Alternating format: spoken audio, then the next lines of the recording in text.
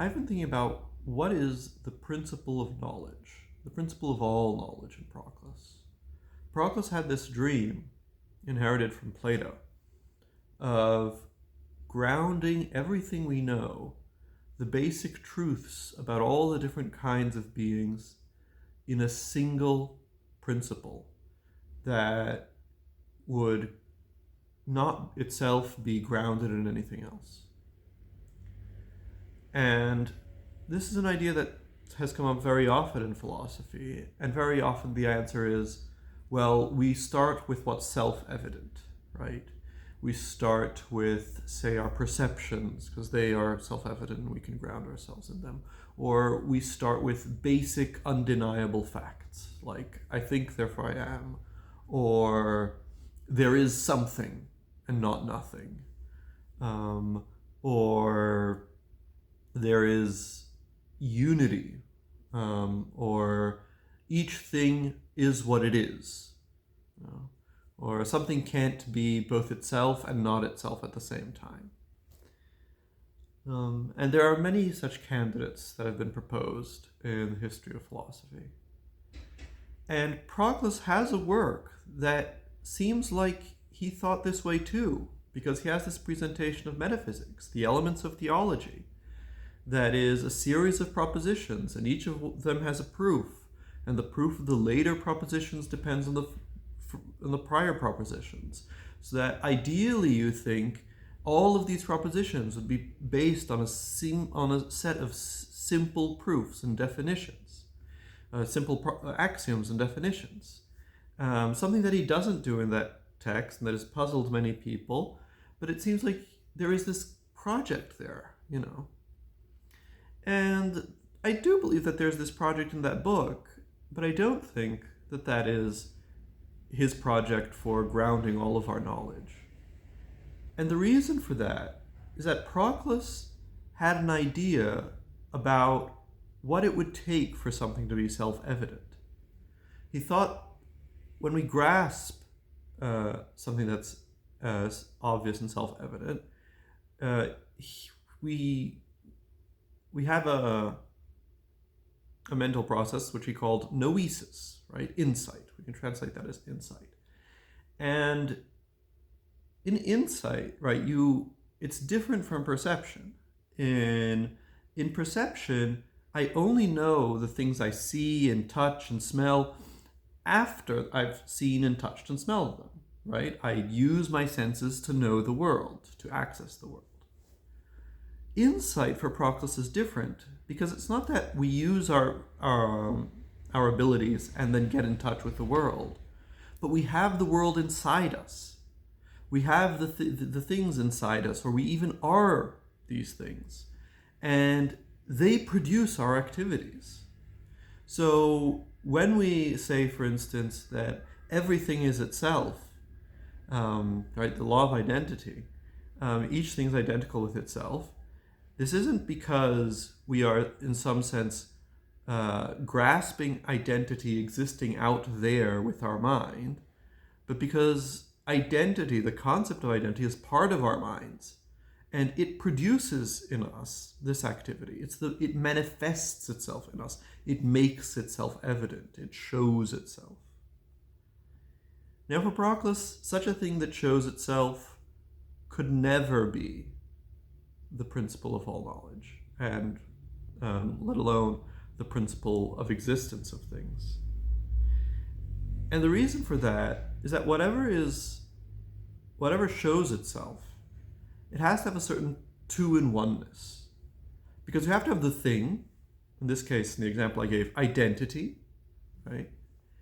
And we have to have a knowledge of it, right? The activity that occurs in our minds, our understanding of it, that the object itself produces, right? Coming from within.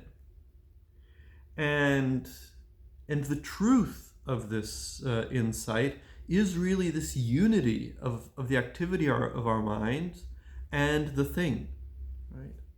It's and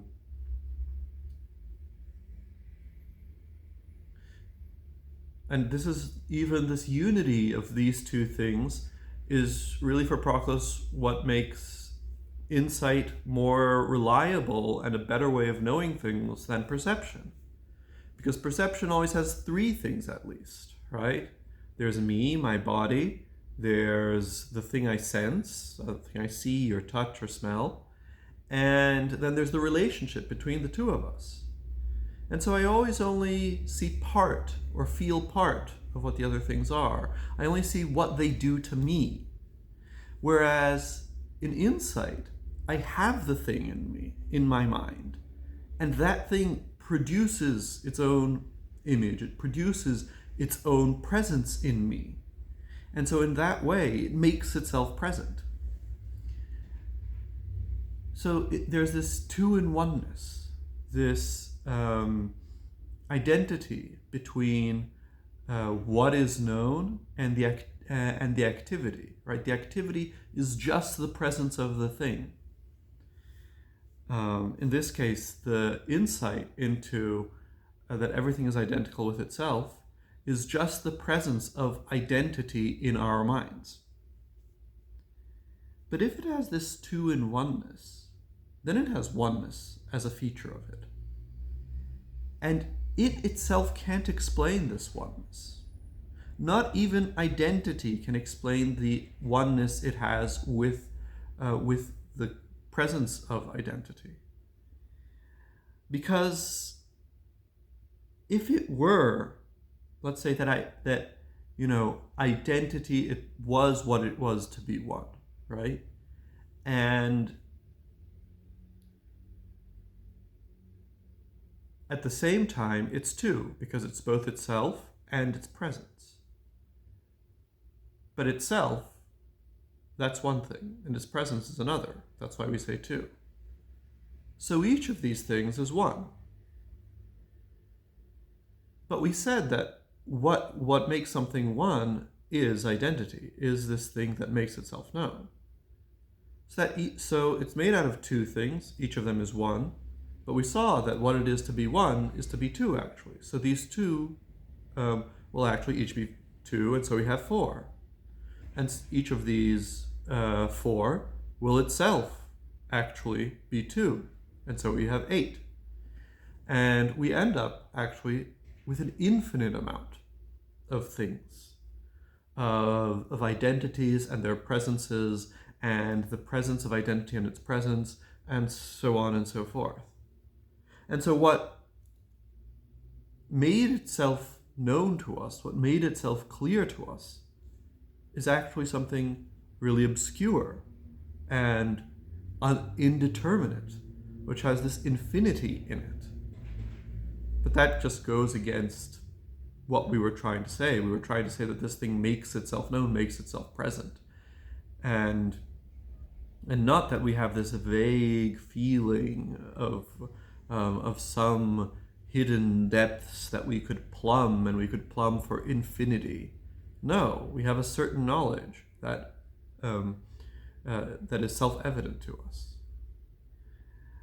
But this failure of evidence, this infinite regress that we can construct, only happens if we think that what makes itself known is unity, right? And therefore can explain its own oneness and two-ness.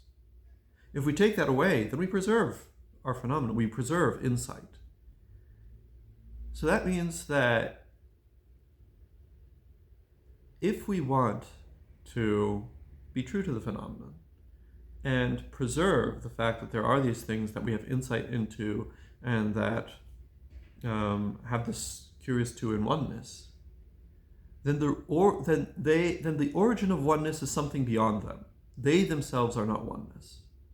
But if they have if they have another origin, something that explains their unity, then they're not the ultimate principle. So nothing that could be known to us in self-evidence can actually be the ultimate principle of knowledge.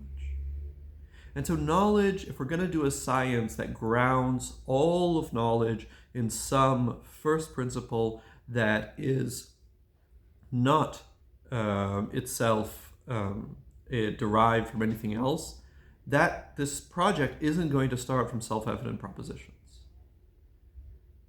And Proclus said that it would start with something else. It would start with something called the one of the soul. And I'll be explaining that in another video.